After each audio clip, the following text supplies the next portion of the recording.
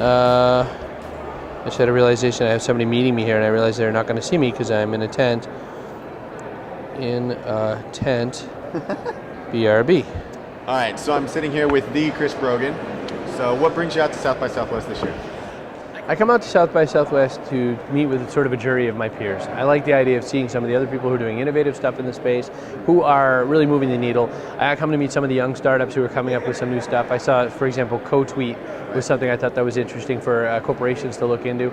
I come out here to see where the intersecting lines are in trends. Right. One of the things I was really excited about this year was I was excited that I saw all kinds of corporate social media people. So I had a chance to talk to Pepsi, GM, Crocs, FedEx, Best Buy, and all that. All their people in the social space. So last year that wasn't really true. Last year was a bunch of those same companies, as attendees with badges and notebooks. So that's why I'm out here, is to build those kind of business conversations and see where stuff's going next.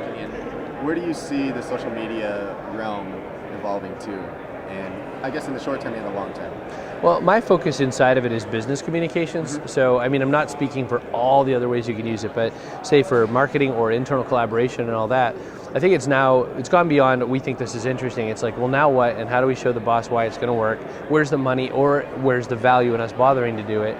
And there's those kinds of conversations, and it's really separating sort of the men from the boys, so to speak, because our social media consulting brethren are either able to make that story in a corporate setting and be able to say, here's exactly what it's going to do for you, and here's where we'll get your numbers, or they're saying, Twitter's cool, you should be on Twitter. And I was talking to Julie Hemp from PepsiCo, and we're sort of in her neighborhood here. Right. And she was saying that. She was saying, I'm getting really tired of sort of the person who has a blog telling me they're a consultant. What makes South by different than everything else, if anything? South by is, the slang for it is spring break for nerds. I mean, it's the opportunity to come out and really have a good social experience with a lot of people. And until last year when I finished South by, I came away saying, there's really not any business there for me. I didn't get any business out of it, but I had a lot of good conversations. Right. This year I got a crap load of business, so I guess I can't say that anymore. But I would say that the opportunity here, what makes it a little different, is just the vast number of people, thousands and thousands of people. For the blogging and internet space, there was a who's who of people here that you might have ever heard of and wanted to meet. Pretty much most of the Technorati Top 100 is here.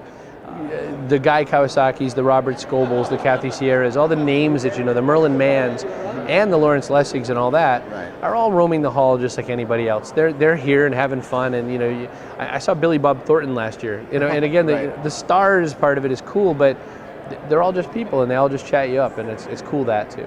What can they do for next year to make it even better? I think panel content has to really step up, and a quick disclosure, I run events, so I try not to criticize events because I never want to make it sound like I'm better or I'm pitching my event over an event. But I'm here also to learn, and I've yet to walk into a panel where it's not way back on you should join Twitter or Facebook is cool. And I really think that maybe there needs to be a deeper discernment. There maybe needs to be like an editorial chair to say yes or no on interactive content for this next year. And we're seeing it everywhere. I run PodCamp as well as my professional conferences. PodCamp is a sort of unconference flavored event, and we're past the 101 there as well. And anybody who shows up, the veterans of the space just can't do it anymore. We just can't listen to RSS is good because. I think that there's been some really interesting interactions that's come out of it, and watching the buzz trend live on a thing like this, we've had a whole lot of opportunity to see the stories flash faster. So I guess I'm looking for future years. I just want some really more in-depth training because I think that's going to bring up the caliber of professionals who want to come as well. Well, thank you so much for your time. I appreciate it. Enjoy the rest of your time here. Appreciate it. Thanks.